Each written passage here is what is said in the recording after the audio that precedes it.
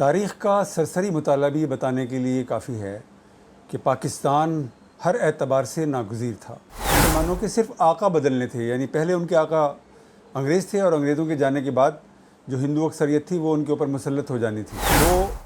مسلمانوں کی مذہبی تشخص اور مسلمانوں کے تہذیبی تشخص کے دشمن تھے۔ تاریخ کا سرسری مطالعہ بھی یہ بتانے کے لیے کافی ہے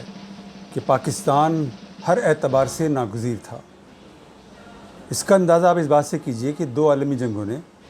جو سلطنت برطانیہ تھی اس کے کسبل نکال دیے تھے اور وہ اپنی مقبوضات پر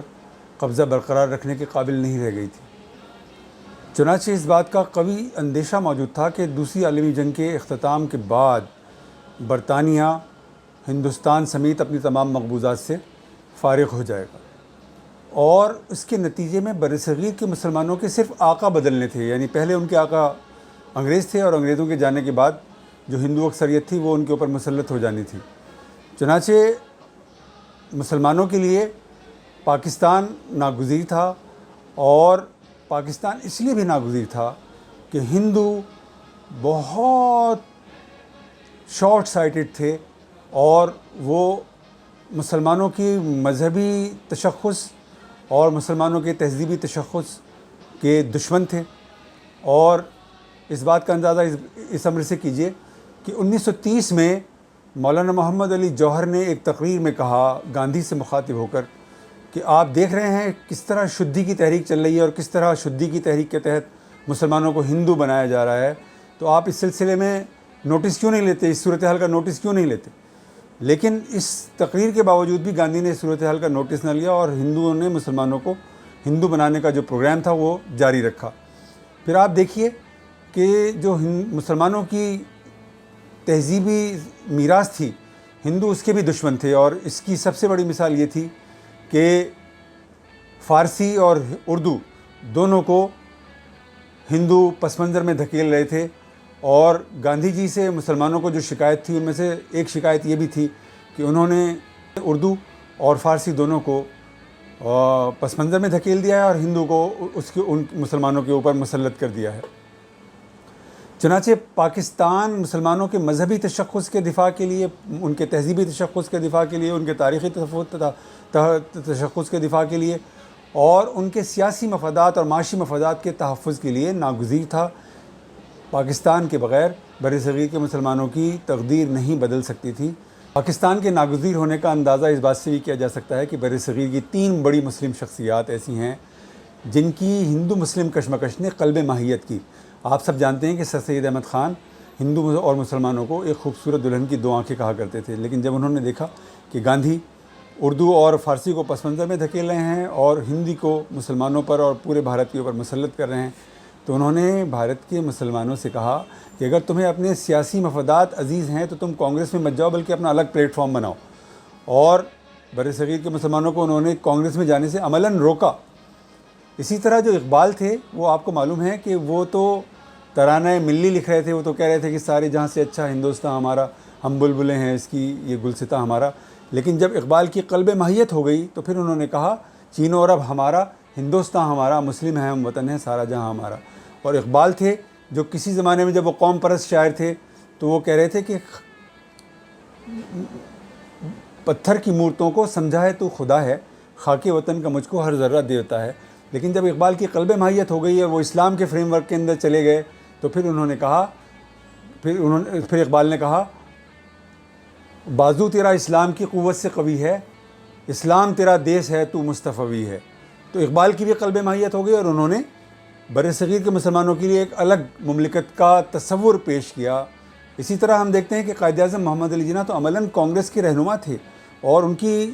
کانگریس میں اتنی مرکزیت تھی کہ جب گاندھی بیرسٹری کر کے جنوبی افریقہ سے واپس لوٹے تو بمبئی میں ان کے اعزاز میں جو الوداعیہ ان کے اعزاز میں جو تقریب برپا کی گئی اس کو قائد اعظم پریزائڈ کر رہے تھے۔ یہ قائد اعظم کی مرکزیت تھی کانگریس کے اندر۔ لیکن اور سروجنی نائیڈو جو تھیں وہ ان کو ہندو مسلم اتحاد کا سب سے بڑا سفیر کہا کرتی تھی۔ لیکن جب قائد اعظم نے دیکھا کہ 1930 کی جو گول میز کانفرنس تھی اس میں کانگریس صرف بھارت کے ہندوؤں کے مفادات کے تحفظ کا دفاع کر رہی ہے اور مسلمانوں کے مفادات کا تحفظ اس کو مطلوب ہی نہیں ہے، تو قائد اعظم کی بھی قلب ماہیت ہو گئی اور وہ مسلم لیگ کے رہنما بن کر ابھرے اور اس کے قائد بن کر ابھرے۔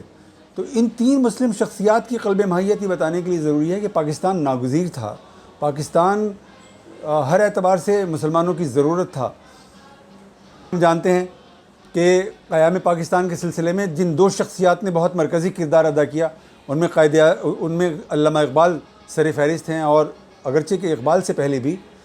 بہت سی مسلم شخصیات نے مسلمانوں کی الگ ریاست کا تصور پیش کیا تھا، لیکن اس کو قبولیت عامہ حاصل نہیں ہو سکی۔ لیکن اللہ تعالیٰ نے اقبال کے تصور ریاست کو مقبولیت عطا فرمائی، اور یہ بات برصغیر کے مسلمانوں کے بچے بچے کی زبان پر آ گئی کہ اب پاکستان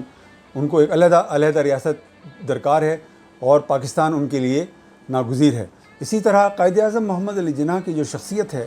وہ اتنی سینٹرل ہے کہ اس کو نظر انداز کر کے ہم پاکستان کے بارے میں کلام ہی نہیں کر سکتے۔ یعنی قائد اعظم جو تھے وہ ون مین آرمی تھے، اور انہوں نے تنہا پاکستان بنایا، اور قائد اعظم کے امپیکٹ کا اندازہ اس بات سے کیجیے کہ انہوں نے برصغیر کی ملت اسلامیہ کی بھیڑ کو ایک قوم میں تبدیل کیا،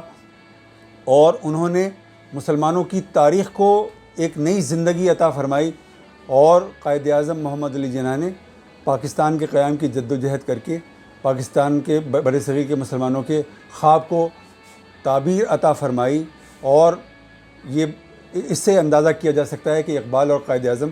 برصغیر کی ملت اسلامیہ کے لیے دو بہت بڑی شخصیات تھے، اور وہ پاکستان کے لیے اساسی اہمیت کے حامل ہیں۔ اب اگر ہم یہ دیکھیں کہ برصغیر میں اس وقت مسلمانوں کے ساتھ کیا سلوک ہو رہا ہے، تو یہ سلوک بتانے کے لیے کافی ہے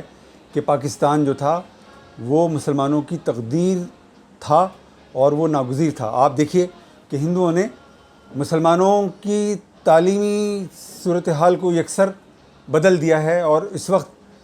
برصغیر کے مسلمان جو ہیں، ہندوستان کے مسلمان جو ہیں، وہ ایک برصغیر کے نئے شودر بن کر ابھرے ہیں۔ ہندوؤں نے ان کی معاشیات کو قتل کر دیا، ان کے سیاسی اور تعلیمی نظام کو انہوں نے قتل کر دیا، اور برصغیر کے مسلمانوں کو انہوں نے تاریخ کے حاشیے کے اوپر پھینک دیا ہے۔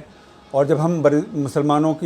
ہندوستان کے مسلمانوں کی حالت زار کا مطالعہ کرتے ہیں تو ہم اس نتیجے پر پہنچتے ہیں کہ اگر پاکستان نہ بنتا تو پاکستان کے مسلمانوں کا بھی آج وہی حال ہوتا جو ہندوستان کے مسلمانوں کا حال ہے۔ آپ دیکھیے کہ ہندوستان کے مسلمانوں کی تعداد 25 کروڑ ہے، لیکن ان کا وزن 1 کروڑ کے برابر بھی نہیں ہے، اس لیے کہ ہندوؤں نے ان کی جو سیاسی قوت تھی وہ ان سے چھین لی ہے، ان کی جو معاشی قوت تھی وہ ان سے چھین لی ہے، ان کی جو تعلیمی اہلیت اور صلاحیت تھی وہ ان سے چھین لی ہے، اور ان کو انہوں نے تاریخ کے حاشیے پر کھڑی قوت بنا دیا ہے۔